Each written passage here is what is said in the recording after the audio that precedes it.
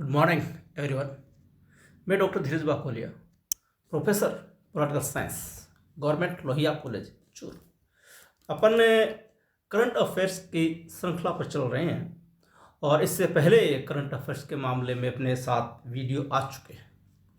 मैं आपसे इस बारे में पहले ही बात कर चुका हूँ कि जो करंट अफेयर्स के वीडियो है ये आईएएस और आरएस जैसी परीक्षाओं के लिए तो महत्वपूर्ण है ही, इसके अलावा भी जितनी भी प्रकार की प्रतियोगी परीक्षाएं होती है उन सब के लिए भी ये बहुत ही महत्वपूर्ण है। आज अपन इस श्रृंखला की 8वीं कड़ी में कुछ ऐसे मुद्दों की बात करेंगे, कुछ ऐसे बिंदुओं की बात करेंगे जो पिछले कुछ समय में घटित हुई है और जिनका राष्ट्रीय या अंतर्राष्ट्रीय स्तर पर किसी न किसी प्रकार का महत्व है। ये मुद्दे अक्सर प्रतियोगी परीक्षाओं में छाए रहते हैं। आज अपन इन पर विचार करेंगे, गौर करेंगे। आपसे निवेदन, यदि अब तक आपने चैनल को सब्सक्राइब नहीं किया तो कृपया चैनल को सब्सक्राइब करें, लाइक करें, शेयर करें, कमेंट करें। चलिए शुरुआत करते हैं। Current affairs 8। पहला आज अपना बिंदु रहेगा हिंडनबर्ग अडानी विवाद। आपने देखा होगा पिछले दिनों अखबार में ये मुद्दा काफी छाया हुआ रहा था और इसके कारण से अडानी समूह की जो कुछ कंपनियां थी उनके शेयर धड़ाम से नीचे आ गिरे थे और काफी समय तक ये विवाद रहा था। हालांकि बाद में विवाद शांत भी हुआ और सारा मामला सुलझ भी गया, लेकिन हिंडनबर्ग अडानी विवाद जो है अपने यहाँ भारत में सुर्खियों में रहा है। खबरों में क्यों? सुप्रीम कोर्ट ने अडानी समूह की कंपनी द्वारा स्टॉक मूल्य के हेरफेर के संबंध में हिंडनबर्ग रिसर्च रिपोर्ट में लगाए गए आरोपों की विशेष जांच टीम या केंद्रीय जांच ब्यूरो द्वारा जांच का आदेश देने से इनकार किया। ये हिंडनबर्ग मामला आया था, अभी अपन इसकी बात करेंगे। ये मामला सुप्रीम कोर्ट में गया और मामला ये था कि जो अडानी समूह है उसकी जो कंपनियां शेयर मार्केट में सूचीबद्ध है उनके मूल्य में कंपनियों के द्वारा हेरफेर किया गया। इस बात का खुलासा हुआ हिंडनबर्ग रिसर्च रिपोर्ट में। हिंडनबर्ग एक एनजीओ संगठन है जो विशेष रूप से इस प्रकार के वित्तीय हेरफेर और लेखांकन के जो मामले होते हैं उनकी जांच पड़ताल करता है। अगर कहीं पर ये गलत पाए जाते हैं तो उनको ये सामने लाने की कोशिश करता है। और जब हिंडनबर्ग रिसर्च रिपोर्ट सामने आई तो हिंडनबर्ग ने ये मामला उठाया कि अडानी समूह की जितनी भी कंपनियां भारतीय शेयर मार्केट में सूचीबद्ध है उनके आंकड़ों में कंपनियों के द्वारा हेरफेर किया गया। वास्तव में जो चीजें दिखाई गई है कि ये कंपनी इतने वित्तीय लेन देन के साथ कार्य कर रही है, इस प्रकार की रिपोर्ट की विश्वसनीयता पर हिंडनबर्ग ने सवाल उठाए। उन्होंने ये कहा कि इसमें हेरफेर किया गया। वास्तव में ये सारी की सारी कंपनियां जो है ये वित्तीय लोन में, कर्ज में डूबी हुई है, लेकिन इन्होंने जानबूझकर अपनी जो मार्केट वैल्यू है वो हाई कर रखी है, जबकि वास्तव में ऐसा है नहीं। इस प्रकार का एक विवाद आया था सुप्रीम कोर्ट के सामने और सुप्रीम कोर्ट से ये कहा गया कि इस मामले की उच्च स्तरीय जांच करवाई जाए या इस मामले को केंद्रीय जांच ब्यूरो यानी सीबीआई के पास सौंपा जाए। और सुप्रीम कोर्ट ने इस मामले को खारिज करते हुए ये आदेश दिया कि इस मामले को न तो कोई विशेष जांच टीम के द्वारा और न इस केंद्रीय जांच ब्यूरो यानी कि सीबीआई के द्वारा जांच की जा सकती है। ये आदेश सुप्रीम कोर्ट के द्वारा दिया गया। 3 न्यायाधीशों की पीठ में भारत के मुख्य न्यायाधीश डीवाई चंद्रचूड़, न्यायाधीश जेबी पार्थिवाला और न्यायाधीश मनोज मिश्रा शामिल थे। यानी कि ये जो विवाद सुप्रीम कोर्ट में आया उस विवाद की सुनवाई 3 न्यायाधीशों के द्वारा की गई, जिसमें भारत के तत्कालिक मुख्य न्यायाधीश डीवाई चंद्रचूड़, न्यायमूर्ति जेबी पार्थिवाला और न्यायमूर्ति मनोज मिश्रा शामिल थे। क्या था आरोप? जनवरी के अंत में शॉर्ट सेलिंग में विशेषज्ञता रखने वाले हिंडनबर्ग रिसर्च ने अडानी समूह के वित्त की आलोचना करते हुए एक रिपोर्ट प्रकाशित की। एक बार थोड़ा सा इसको समझिए। ये बात जनवरी फरवरी के समय की है। शॉर्ट सेलिंग में विशेषज्ञता रखने वाली यानी कि कम टाइम में जो शेयर मार्केट की सूचीबद्ध कंपनियां होती है उनके मामले में जांच करने वाले और विशेषज्ञता रखने वाले समूह है हिंडनबर्ग रिसर्च। और इस हिंडनबर्ग रिसर्च ने अडानी समूह के वित्त की आलोचना के संबंध में एक रिपोर्ट प्रकाशित की थी। इसमें कहा गया कि समूह की प्रमुख सूचीबद्ध कंपनियों पर पर्याप्त कर्ज है, जिसने पूरे समूह को अनिश्चित वित्तीय स्थिति में डाल दिया है। ये जो रिपोर्ट प्रकाशित हुई, इस रिपोर्ट में कहा गया कि अडानी समूह की जो भी कंपनियां शेयर मार्केट में शॉर्ट सेलिंग में सूचीबद्ध है, उन सभी कंपनियों पर बहुत भारी कर्ज है, और इस कर्ज के कारण से जो उन्होंने चीजें दिखा रखी है वो वास्तव में है नहीं, और इसके कारण से जिन लोगों ने अडानी समूह की कंपनियों में पैसा इन्वेस्ट कर रखा है, उनको बहुत भारी आर्थिक नुकसान हो सकता है। इस प्रकार की एक रिपोर्ट हिंडनबर्ग रिसर्च ने प्रकाशित की थी। इसने अडानी के नेतृत्व वाले समूह पर दर्शकों के दौरान बेशरम स्टॉक हेरफेर और लेखांकन धोखाधड़ी का आरोप लगाया। यानी कि एक तो स्टॉक में हेरफेर की गई और लेखांकन में धोखाधड़ी की गई। यानी कि जो लेखा प्रकाशित किए गए थे कि ये कंपनी इतने वित्तीय भार के साथ कार्य कर रही है, या इसका मार्केट वैल्यू जो है इतनी है, आदि आदि, उनमें हेरफेर की कोशिश इन कंपनियों के द्वारा की गई, ऐसा इस हिंडनबर्ग रिसर्च की जांच रिपोर्ट में प्रकाशित हुआ था। हिंडनबर्ग क्या है? हिंडनबर्ग फोरेंसिक वित्तीय अनुसंधान में विशेषज्ञता वाला एक संस्थान है। यह व्यापार जगत में भ्रष्टाचार या धोखाधड़ी जैसे लेखांकन अनियमितताओं और बुरे अभिनेताओं की प्रबंधन की तलाश करता है। समझिए हिंडनबर्ग क्या है। हिंडनबर्ग रिसर्च के नाम से एक फोरेंसिक वित्तीय अनुसंधान में विशेषज्ञता रखने वाला एक एनजीओ है, गैर सरकारी संगठन है। और इसका मुख्य कार्य क्या है कि व्यापार जगत में अगर कहीं पर भी किसी भी रूप में किसी भी स्तर पर भ्रष्टाचार होता है, धोखाधड़ी होती है, या लेखांकन में अनियमितता होती है, यानी कि लेखा संबंधी वित्तीय संबंधी जो आंकड़े प्रकाशित किए जाते हैं कंपनियों में, अगर उनमें वो हेर फेर किया जाता है, या कोई व्यक्ति विशेष या कोई कंपनी विशेष कोई ऐसी बुरा प्रबंधन करती है, तो उनकी ये खोजबीन में लगे रहते हैं और उनके संबंध में रिसर्च करके ये आंकड़े प्रकाशित करते हैं, अपनी रिपोर्ट प्रकाशित करते हैं। इसलिए हिंडनबर्ग एक एनजीओ है जिसका मुख्य कार्य वित्तीय अनुसंधान करना और वित्तीय मामलों में कहीं पर भी किसी भी कंपनी के द्वारा अगर धोखाधड़ी या भ्रष्टाचार किया जा रहा है तो उसकी जांच रिपोर्ट प्रकाशित करना है। क्या है फैसला? सर्वोच्च न्यायालय ने भारतीय प्रतिभूति और विनिमय बोर्ड को निर्देश दिया कि यदि शॉर्ट सेलिंग पर हिंडनबर्ग की रिपोर्ट कानून का उल्लंघन है जिसमें निवेशकों को नुकसान होता है, तो जांच की अपनी शक्तियों को लागू कर सकता है। समझिएगा कि सर्वोच्च न्यायालय ने क्या कहा।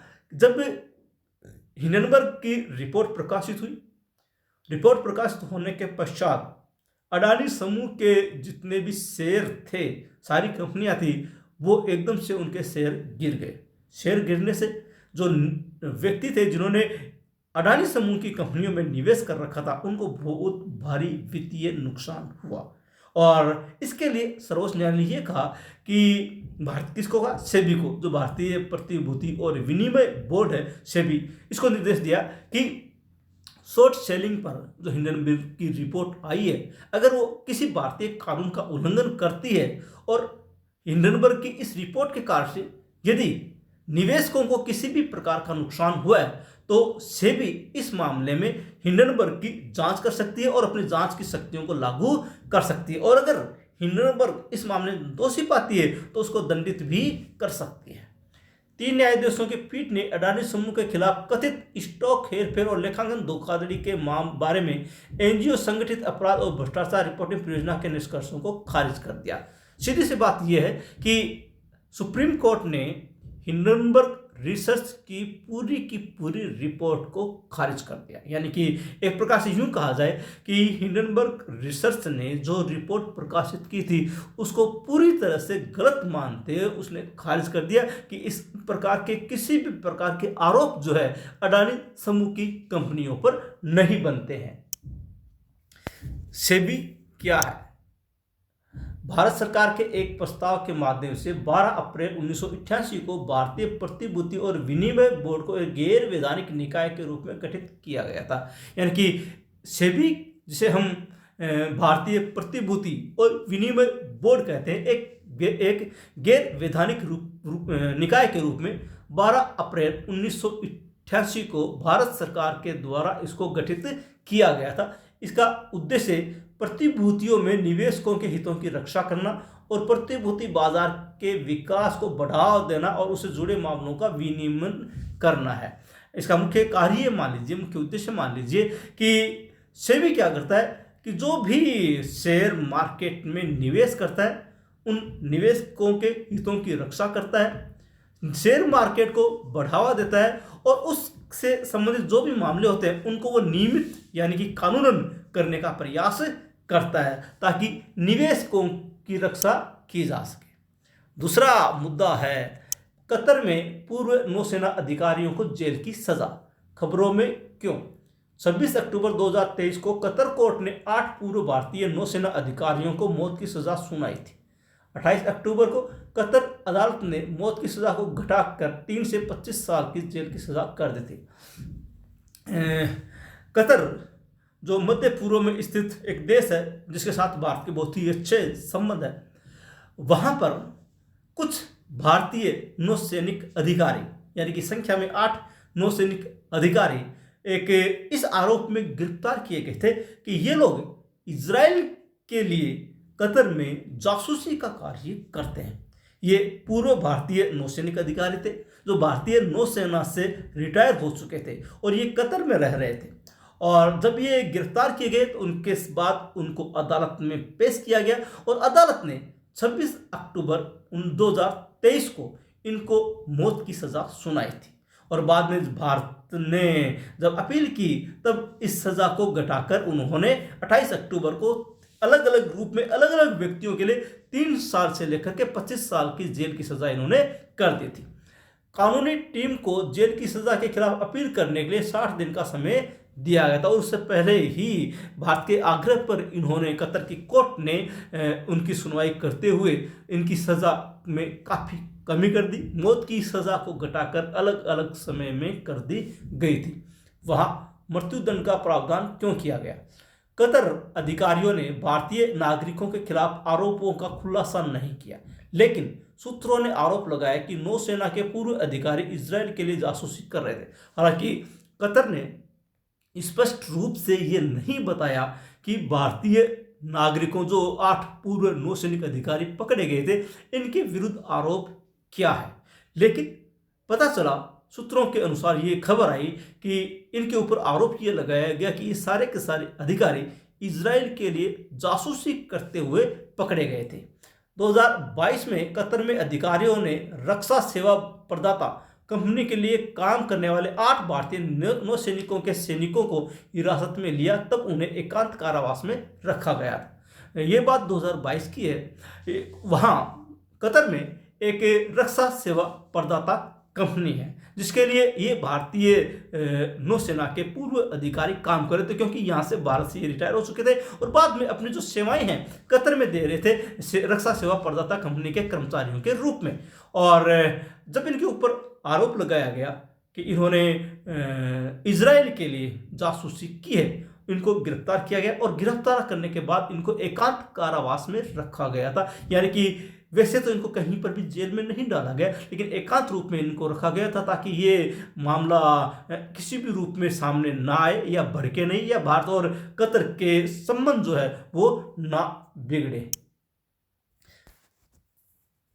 अधिकारियों ने मार्च 2023 में आरोपियों के खिलाफ आरोप पत्र दायर किया और अदालत ने 26 अक्टूबर 2023 को उन्हें मौत की सजा सुनाई थी। इनको एकांत कारावास में रखा गया था और इनके ऊपर जो भी आरोप थे उन आरोपों के लिए इनको मार्च 2023 में अदालत में इनके खिलाफ वाद दायर किया गया, इनके खिलाफ आरोप पत्र दायर किया गया और काफ़ी लंबी सुनवाई के बाद मार्च 23 से लेकर के अक्टूबर 2023 तक लगभग 7 महीने की सुनवाई के पश्चात कतर की कोर्ट ने इन सभी 8 नौसेना अधिकारियों को मौत की सजा सुनाई थी। इसके बाद क्या हुआ? कतर अदालतों द्वारा दी गई मौत की सजा के खिलाफ भारत सरकार द्वारा अपील दायर की गई। विदेश मंत्रालय ने धारा वैश्विक मामले में कतर की अपील के अदालत के फैसले पर गौर किया, जिसमें सजा कम कर दी गई। जब ये सजा सुनाई गई थी इन भारतीय नौसेना के अधिकारियों को, इसके पश्चात कतर की अदालत ने भारत सरकार को इनके विरुद्ध अपील करने के लिए 60 दिन यानी 2 माह का समय दिया गया और सजा के पश्चात भारत सरकार द्वारा अपील दायर की गई। भारत सरकार के विदेश मंत्रालय ने धारा वैश्विक मामले, कोई भी ऐसा मुद्दा आता है जो 2 या 2 से अधिक देशों से जुड़ा हुआ होता है, तो इसमें अंतर्राष्ट्रीय कानून की धारा वैश्विक में इस प्रकार के मामले उठाए जाते हैं या इस प्रकार के मामलों की अपील की जाती है। तब भारत ने धारा वैश्विक मामले में कतर की अपील अदालत, कतर में ही अपील की गई थी, कतर की अपील अदालत में अपील प्रस्तुत की और अपील अदालत ने फैसले पर गौर किया और उसके पश्चात अपील अदालत ने ही फैसले में जो 8 भारतीय नौसैनिक अधिकारी थे उनकी सजा कम कर दी। कौन थे 8 लोग? Captain Navtej Singh, captain Virendra Kumar Verma, captain Saurabh Vashisht, commander Amit Nagpal, सेनापति पुण्यदूत तिवारी, सेनापति सुगुण कर्प कला, कमांडर संजीव गुप्ता और नाविक राजेश। ये 8 अलग अलग नौसैनिक अधिकारी थे और इनको 8 को अलग अलग रूप में सजा दी गई थी। हालांकि मैं आपको ये भी बता दूं कि ये अपील के पश्चात ये सजा कम की गई और बाद में आपको ये ध्यान होगा कि इन सभी 8 अधिकारियों को पूर्ण माफी भी दे दी गई और इनको रिहा भी कर दिया गया। ये भारत और कतर के विशेष संबंधों के कारण से ही ऐसा हुआ था। भारत के प्रधानमंत्री नरेंद्र मोदी जब कतर की यात्रा पर गए तो उन्होंने इस मुद्दे को कतर के शासक के सामने, सुल्तान के सामने उठाया था और भारत के संबंधों को ध्यान में रखते हुए सुल्तान ने इन 8 अधिकारियों की सजा को पूर्ण रूप से माफ कर दिया। इस प्रकार से ये 8 नौसैनिक अधिकारी कतर की जेल से रिहा भी हो चुके हैं। भारतीय नौसेना खबरों में क्यों? अपहरण की संकटपूर्ण कॉल के बाद हथियारबंद लोगों के एक समूह के एमवी लीला नॉरफॉक में चढ़ने के बाद चालक दल के 21 सदस्यों को निकाला गया। यह क्षेत्र में वाणिज्यिक शिपिंग पर नवीनतम हमला था। आपको ध्यान होगा कि ये जो इलाका है मध्य पूर्व का इलाका, जिसमें हुत्ती विद्रोहियों का आतंक रहता है।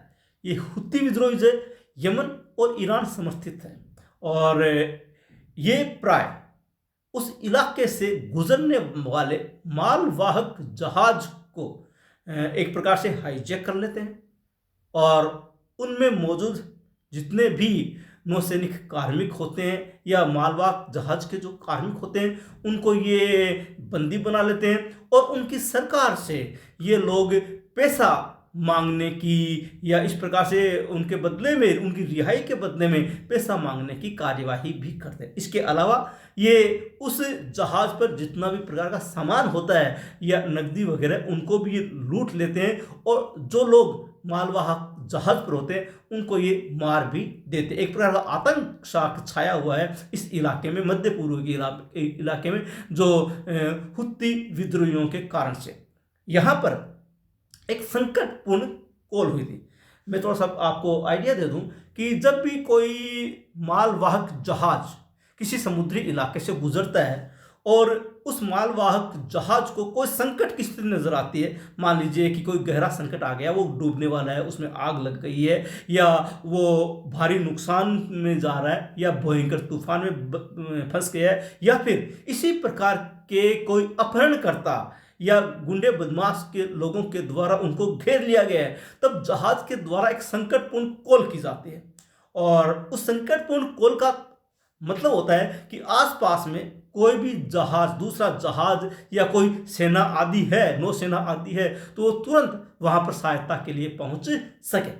और इसी प्रकार की घटना एक हुई थी, संकटपूर्ण कॉल की घटना हुई थी। और एक जहाज था जिसका नाम था एमवी लीला नॉरफॉक।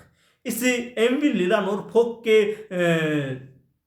चालक दल के 21 सदस्यों को हुत्ती विद्रोहियों ने बंदी बना लिया था और बंदी बनाने के बाद जो संकटपूर्ण कॉल की गई और उस समय भारतीय नौसेना का एक जहाज, एक युद्धपोत वही मौजूद था और उसने आखिरकार हुत्ती विद्रोहियों के चंगुल से इन 21 लोगों को आज़ाद करवाया था। ये भारतीय नौसेना की कार्रवाई थी। आपको ध्यान होगा कि भारतीय नौसेना में एक विशेष दल होता है मार्कोस के नाम से, और वो विशेष दल यानी मार्कोस के जो सदस्य होते हैं वो इस प्रकार की नौसैनिक कार्यवाहियों में, समुद्री कार्यवाहियों में सिद्धस्त होते हैं, इतने पारंगत होते हैं कि इस प्रकार की घटनाओं को अंजाम देते हैं। जैसे कि अपने भूमि पर जो एनएसजी कमांडो वगैरह हैं, उसी प्रकार से पानी पर मार्कोस कमांडो है, और इस प्रकार की संकट की स्थिति में वो लोग काम आते हैं। तो यहाँ पर जब संकटपूर्ण कोल की एक घटना हुई थी, तब हथियारबंद लोगों के द्वारा चालक दल के 21 सदस्यों को जब बंदी बना लिया गया था एमवी लीला नॉरफॉक में, तब भारतीय नौसेना ने उनको आज़ाद करवाया था। इसका पालन कैसे हुआ? पिछले महीने बल ने हालिया नौवहन हमलों के बाद निवारक उपस्थिति बनाए रखने के लिए समुद्र में कई युद्धपोत तैनात किए थे। एक बार समझिएगा कि पिछले 5-7 सालों में हुत्ती विद्रोहियों की इस प्रकार की बहुत सी घटनाएं हुई है। यहाँ तक कि जो वैश्विक शक्तियाँ हैं, अमेरिका, रशिया, ब्रिटेन, फ्रांस, इनके मालवाहक जहाज़ों को भी लूटा गया है। और इसके लिए नौवहन हमलों से बचने के लिए एक संधि या समझौता संपन्न हुआ विश्व के देशों के बीच में, जिसमें निवारक उपस्थिति बनाए रखने के कुछ नियम बनाए गए। यानी कि अलग अलग इलाकों में, अलग अलग समुद्री इलाकों में जिस देश के पास के इलाके आते हैं, वहाँ के युद्धपोत समुद्र में मौजूद रहेंगे। जैसे मान लीजिए कि भारतीय सीमा के आसपास का जो इलाका है वहाँ पर, और अरब सागर में, बंगाल की खाड़ी में, हिंद महासागर में भारतीय युद्धपोत मौजूद रहेंगे कि इस प्रकार की कोई भी घटना होती है तो उस घटना को रोका जा सके और माल को और व्यक्तियों को सुरक्षित पहुंचाया जा सके। सब देश अपने आसपास के समुद्री इलाके की सुरक्षा के लिए इस प्रकार के युद्धपोत उन्होंने तैनात कर रखे हैं, जिसमें भारत और अमेरिका जैसे देश भी शामिल हैं, जिसमें भारत के तट के पास ड्रोन हमला भी शामिल था, जिसके लिए अमेरिका ने ईरान को जिम्मेदार ठहराया था। भारतीय तट के पास एक ड्रोन हमला भी हुआ था एक मालवाहक जहाज के ऊपर, जिसके लिए अमेरिका ने ये कहा कि ये हमला ईरान के द्वारा करवाया गया। हालांकि इस बात की अभी तक पुष्टि नहीं हुई थी। यह ऐसे समय में आया है जब गाजा में फिलिस्तीनियों के साथ एकजुटता दिखाते हुए यमन ईरान समर्थित हुत्ती विद्रोहियों द्वारा किए गए ड्रोन और मिसाइल हमलों के कारण कई जहाज को लाल सागर से अपना रास्ता बदलना पड़ा है।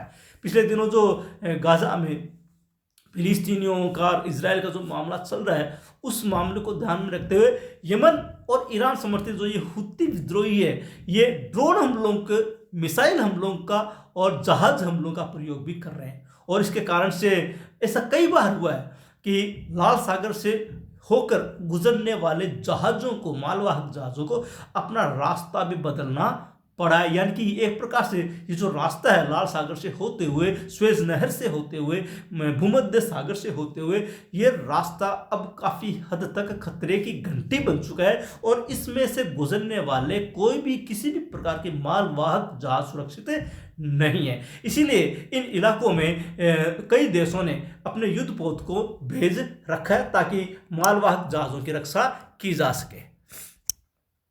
इस बात की परवाह किए बिना कि कौन से झंडे वाले जहाज उनके मालिक या ऑपरेटरों की राष्ट्रीयता के तहत चलते हैं, इजराइल जाने वाले जहाज हुत्ती सशस्त्र बल का लक्ष्य बन जाएंगे।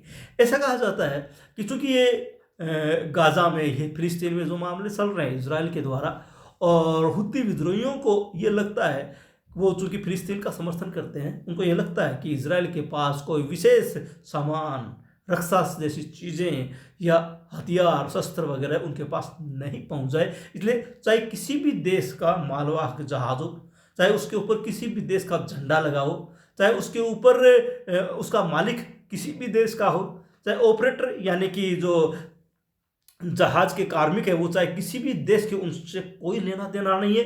वो तो उनके ऊपर आक्रमण करते हैं, जहाज़ों को लूट लेते हैं, यात्रियों को बंदी बना लेते हैं, चालक दल के सदस्यों को बंदी बना लेते हैं और यहाँ तक कि मार भी डालते हैं। बस हुत्ती विद्रोहियों का इतना ही मतलब है कि वो इन सब को, उस रास्ते से आने वाले जितने भी प्रकार के जहाज हैं, उनको लूटने का कार्य करेंगे ताकि कोई भी सामान इजराइल ना पहुँच पाए।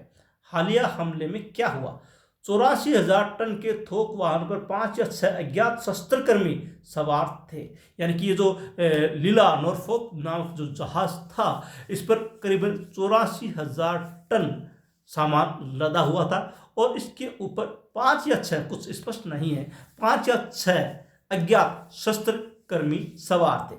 यह अपहरण की कोशिश के तहत किया गया था, यानी कि इस मालवाहक जहाज का अपहरण किया जा रहा था, लेकिन भारतीय नौसेना के समुद्री गश्ती विमान द्वारा जोरदार चेतावनी और भारतीय नौसेना के युद्धपोत द्वारा अवरोधन के बाद हमला संभवतः छोड़ दिया गया था। जब ये संकटपूर्ण कॉल आई, उसमें भारतीय नौसेना का युद्धपोत पास ही में था और एक भारतीय नौसेना का गश्ती विमान भी वहां पर मौजूद था। जब उसके पास संकटपूर्ण कॉल आई, भारतीय नौसेना का गश्ती विमान वहां पहुंच गया और उसने जो शस्त्रकर्मी थे जिन्होंने उस जहाज का अपहरण करने का प्रयास किया था, उनको एक जोरदार चेतावनी दी। इससे पहले वो आगे बढ़ पाए, वहां पर सामने भारतीय नौसेना का युद्धपोत भी आकर खड़ा हो गया। ये ऊपर से तो गश्ती विमान था और नीचे भारतीय नौसेना का युद्धपोत खड़ा था और किसी भी आकस्मिक घटना से लड़ने के लिए भी तैयार था। इसलिए फिर आखिरकार ये जो 5-6 अज्ञात शस्त्रकर्मी थे जिन्होंने जहाज को हाईजैक करने का, अपहरण करने का प्रयास किया था, उन्होंने जहाज को छोड़ना ही उचित समझा और छोड़कर वो भाग गए थे। मार्कोस द्वारा अपहर्ताओं की अनुपस्थिति की पुष्टि की है। हालांकि जो वहाँ का अपने नौसेना का जो इस प्रकार का रक्षक दल है मार्कोस, उसने ये इस बात की पुष्टि की कि अपहर्ता वहाँ पर मौजूद नहीं थे। अब जो भी घटनाक्रम हुआ है, लेकिन संकटपूर्ण कॉल की स्थिति में भारतीय नौसेना के युद्धपोत ने और गश्ती विमान ने आखिरकार उस लीला नॉरफॉक नामक जहाज को बचाने का प्रयास किया था। तो ये थे आज के 3 महत्वपूर्ण बिंदु। अपन ने बात की एक हिंडनबर्ग अडानी विवाद की, एक बात की अपन ने नौसेना के पूर्व अधिकारियों को जो कतर में जेल की सजा या मौत की सजा सुनाई गई थी उनकी, और एक बात की भारतीय नौसेना के द्वारा जो अपहरण होने से बचाया गया था जहाज, उसके बारे में। ये बहुत ही महत्वपूर्ण बिंदु है। इनमें तो जो बातें आई है उन पर ध्यान रखिएगा। आशा करता हूँ आपको वीडियो पसंद आया होगा। पुनः आपसे निवेदन करता हूँ, यदि अब तक आपने चैनल को सब्सक्राइब नहीं किया है तो कृपया चैनल को सब्सक्राइब अवश्य करें। मिलते हैं अगले वीडियो में एक नई कड़ी के साथ, तब तक के लिए धन्यवाद।